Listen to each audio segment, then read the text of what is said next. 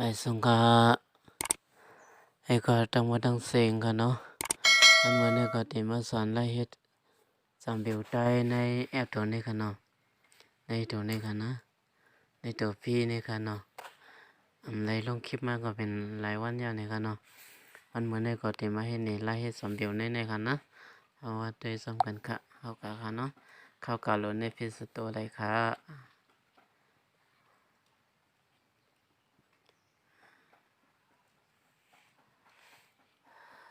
อย่าก่อนมากดที่อัปปองเลยค่ะนะ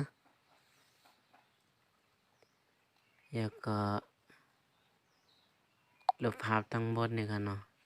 อย่าก็เดี๋ยวสีอย่างก็สีขาวค่ะเนาะ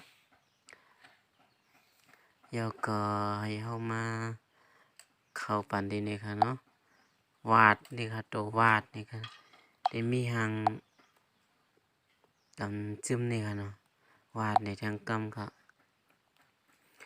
อย่าก็ว่าคำว่านั้นเนี่ยอย่าเขาติดอะไรมาเลือกลางที่ลบลางนี่ค่ะเนาะที่เป็นนั้นเอามาเลือกตัวนี้ค่ะเนาะให้มันเป็นตัวเต็มค่ะเนาะอย่าก็เลือกสีกับสีเลือกเขียวแดงเลยค่ะเนาะอย่าก็อย่าก็มันเนกปันดีเนี่ยค่ะเนาะอันนี้ค่ะนี่ค่ะเนาะอย่าก็มาเข้าที่ในทางกำตกลงอย่าก็สีเขียวค่ะเนาะสีเขียวเนี่ยเอาเข้มๆเองอย่าก็ลาก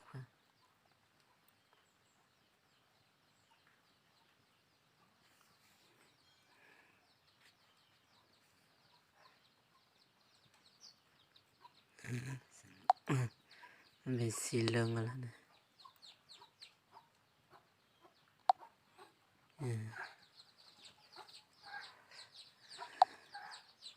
ทางกำค่ะเนาะสีเขียว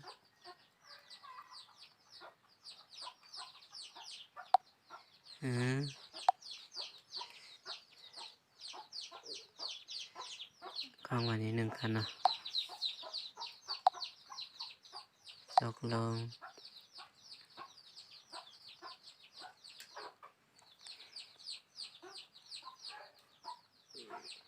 แล้วก็ไม่ในทางกำกันเนาะในทางกำไม่ว่าแล้วก็เลือกสีกันเนาะสีเขียวค่ะเนาะ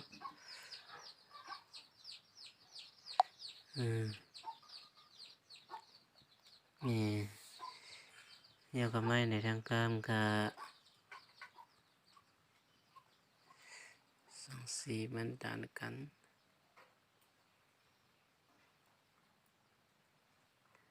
ใส่สีแดงค่ะเนาะ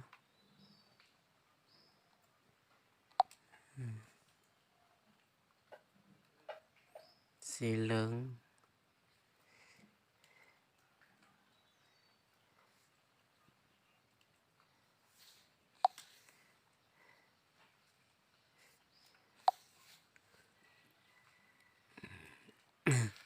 แล้วก็ไม่ในแล้วก็เข้ามากันในทางกำกันเนาะที่ลบล้างนี่ค่ะนะแล้วก็มาเลือกวงกลมค่ะเนาะแล้วเลือกสีขาวค่ะ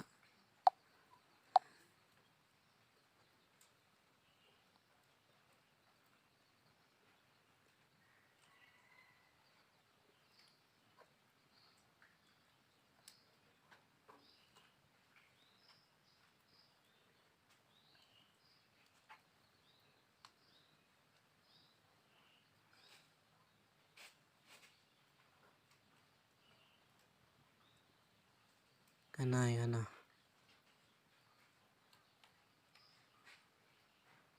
นี่ค่ะเนาะแล้วก็เอ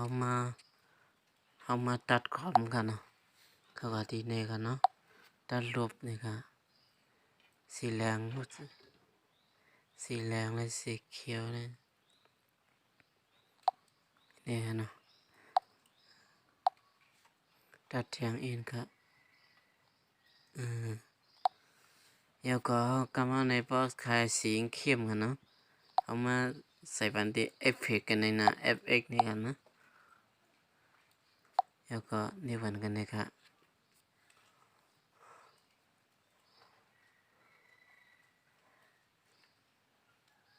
แล้วก็ใส่วันทางกำค่ะไอ้เข้มกันเนาะ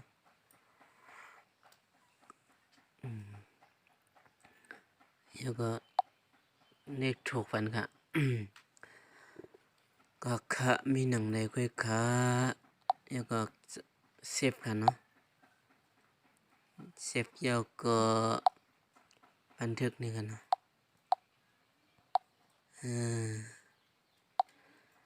มีหนังในคุยค่ะอย่าลืมกดไลค์กดแชร์กด Subscribe บันช่องข่าวสีคำเป็นสงค่ะ